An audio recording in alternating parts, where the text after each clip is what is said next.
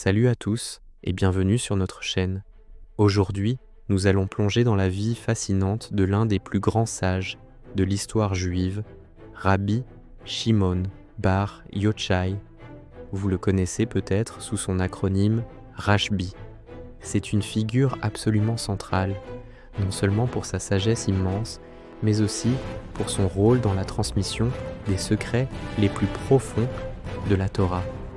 Son histoire est un mélange incroyable de dévotion, de persécution, de miracles et d'un héritage qui continue d'illuminer le monde juif des milliers d'années plus tard. Alors, attachez vos ceintures, car nous partons pour un voyage dans le temps, à la découverte d'un homme dont la vie a été une véritable épopée spirituelle. Pour comprendre qui était Rashbi, il faut remonter au IIe siècle de notre ère, en terre d'Israël, alors sous occupation romaine. Shimon bar Yochai était l'un des élèves les plus brillants du légendaire Rabbi Akiva, qui a vu en lui un potentiel extraordinaire. Imaginez l'ambiance, des dizaines d'étudiants se pressant pour écouter les enseignements d'un maître, et parmi eux, un jeune homme dont la soif de connaissance était insatiable. Shimon bar Yochai a absorbé chaque parole, chaque enseignement, et a rapidement gravi les échelons de la sagesse. Son dévouement était tel que Rabbi Akiva lui-même, malgré les interdictions romaines d'enseigner la Torah, a pris le risque de lui conférer l'ordination rabbinique. C'était un acte de défi, un passage de flambeau crucial pour la survie du judaïsme. Mais cette période était sombre. L'Empire romain, après avoir écrasé la révolte de Bar Kokhba, menait une politique de répression féroce contre les Juifs. Étudier la Torah, observer le Shabbat, pratiquer la circoncision, tout cela était passible de la peine de mort. Les académies étaient fermées, les sages traqués. Rabbi Akiva lui-même fut arrêté et exécuté de manière atroce. C'est dans ce climat de terreur que Rabbi Shimon bar Yochai, connu pour ses paroles critiques envers le pouvoir romain, est devenu un homme recherché. Un jour, lors d'une conversation avec d'autres sages, il n'a pas pu retenir sa colère et a dénoncé les Romains. Ses propos furent rapportés aux autorités et un décret de mort fut prononcé contre lui. La fuite était sa seule option. C'est là que commence l'un des chapitres les plus incroyables de sa vie. Accompagné de son fils, Rabbi Éléazar, il se cache d'abord dans une maison d'études où sa femme leur apporte secrètement du pain et de l'eau. Mais la peur que sa femme soit torturée pour révéler leur cachette les pousse à chercher un refuge plus sûr. Ils trouvent alors une grotte isolée en Galilée. Et c'est dans cette grotte que père et fils vont passer les 13 années suivantes. 13 années coupées du monde, sans contact avec l'extérieur, dans des conditions qu'on peine à imaginer. Leur survie dans cette grotte tient du miracle. Selon la tradition, dès leur arrivée, un caroubier a poussé à l'entrée et une source d'eau a jailli à proximité. Ces deux éléments, un arbre et une source, sont devenus leur unique moyen de subsistance pendant plus d'une décennie. Chaque jour, ils se nourrissaient des fruits du caroubier et buvaient l'eau de la source. Pour préserver leurs vêtements, ils passaient leur journée enterrés dans le sable jusqu'au cou, ne sortant que pour prier. Mais ne vous y trompez pas, ce n'était pas une retraite passive. C'était une immersion totale et ininterrompue dans l'étude de la Torah. Jour et nuit, père et fils exploraient dans les profondeurs de la sagesse divine, déchiffrant les mystères de la création et les secrets de l'âme. Cette période d'isolement total est devenue une forge spirituelle, un creuset où leur compréhension de la Torah a atteint des niveaux inimaginables. C'est durant ces 13 années que les fondations du Zohar, le livre fondamental de la Kabbale, auraient été posées. Imaginez l'intensité. Pas de distraction, pas de bruit, juste la parole divine et deux esprits entièrement dédiés à la percée. Ils ont transformé une condamnation à mort en une opportunité unique d'élévation spirituelle. Leur lien avec le divin est devenu si puissant que leur simple présence transformait la grotte en un sanctuaire. Le monde matériel n'avait plus d'emprise sur eux. Ils vivaient dans une dimension purement spirituelle, nourris par la Torah autant que par les Karoub.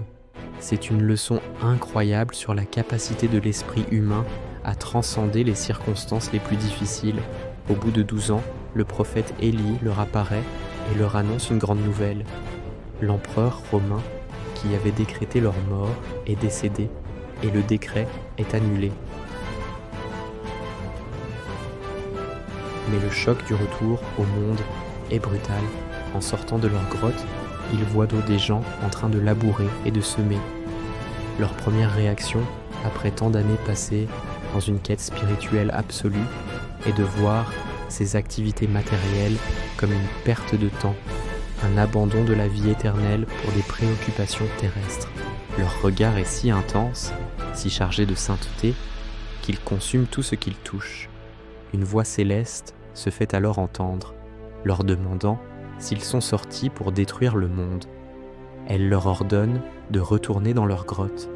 Ils y passent une année de plus, une année pour tempérer leurs ailes, pour comprendre que le monde matériel a aussi sa place dans le plan divin, qu'il doit être élevé et sanctifié et non détruit. Cette fois, quand ils sortent, leur perspective a changé. Ils voient un homme se presser avec 2 bouquets de myrte et lui demandent encore pourquoi. L'homme répond « C'est en l'honneur du Shabbat ». Ils comprennent alors la beauté de la pratique juive dans le monde physique. Leur mission n'est pas de rester isolés, mais de ramener la lumière qu'ils ont acquise dans le monde pour l'illuminer. Leur retour marque le début d'une nouvelle ère. Rabbi Shimon bar Yochai, désormais une légende vivante, ouvre sa propre académie. Les étudiants affluent de partout pour s'abreuver de sa sagesse extraordinaire. Parmi ses disciples les plus célèbres, on trouve Rabbi Judah Hanazi, le compilateur de la Mishnah, le code fondamental de la loi orale juive. L'influence de Rajbi sur la génération suivante de sages fut donc absolument déterminante. Il ne se contenta pas d'enseigner. Fort de son aura spirituelle, il fut même choisi pour une mission diplomatique cruciale à Rome. Il devait plaider auprès du nouvel empereur pour faire annuler les décrets anti-juifs toujours en vigueur. La tradition raconte qu'il a guéri miraculeusement la fille de l'empereur et en récompense, l'empereur lui a permis de choisir ce qu'il voulait dans le trésor impérial. Au lieu de richesse, Rabbi Shimon a demandé les parchemins contenant les décrets et les a déchirés, libérant ainsi le peuple juif de l'oppression. La fin de sa vie fut aussi extraordinaire que son commencement. Sentant sa mort approcher, le jour de Lag BaOmer, il rassemble ses plus proches disciples. Ce jour-là, il leur révèle les secrets les plus profonds de la Torah, des mystères connus sous le nom de Hydra Zuta, rapportés dans le Zohar. La maison, dit-on, était remplie d'un feu et d'une lumière surnaturelle. Alors qu'il transmettait ses ultimes enseignements, son âme quitta son corps dans un état de joie et d'union parfaite avec le divin, une Iloula. C'est pour cette raison que l'anniversaire de sa mort n'est pas un jour de deuil, mais un jour de grande célébration, particulièrement à Méron, en Galilée, où il est enterré. Son tombeau à Méron est devenu l'un des plus grands lieux de pèlerinage du monde juif. Chaque année, à Lag BaOmer, des centaines de milliers de personnes s'y rassemblent pour chanter, danser et allumer des feux de joie, symbolisant la lumière de la Torah que Rabbi Shimon a révélée au monde. C'est une célébration de la victoire de l'esprit sur la matière, de la lumière sur l'obscurité. L'héritage de Rabbi Shimon bar Yochai est immense. Il est avant tout le maître de la Kabbale, la tradition mystique juive, le Zohar, qui lui est attribué, est le texte fondamental de cette tradition. C'est un commentaire mystique sur la Torah qui explore l'essence de Dieu, la nature de l'âme et le sens caché de l'univers. Pendant des siècles, le Zohar a été étudié en secret par une petite élite, mais il a finalement été révélé au grand public, influençant profondément la pensée et la pratique juive, notamment à travers le mouvement hassidique. En résumé, la vie de Rabbi Shimon bar Yochai est un témoignage puissant de la dévotion totale à l'étude de la Torah et à la défense du peuple juif, d'étudiants persécutés à sages mystiques, de fugitifs dans une grotte à leaders spirituels dont la lumière brille encore aujourd'hui. Son parcours est une source d'inspiration inépuisable. Il nous enseigne que même dans les ténèbres les plus profondes, la lumière de la sagesse peut non seulement survivre, mais briller plus fort que jamais. Voilà pour l'incroyable histoire de Rashbi. J'espère que ce voyage dans la vie de ce géant de l'esprit vous a plu et inspiré. Si c'est le cas, n'hésitez pas à laisser un pouce bleu, à partager la vidéo et surtout à vous abonner pour ne rien manquer de nos prochaines explorations. Merci de nous avoir suivis et à très bientôt.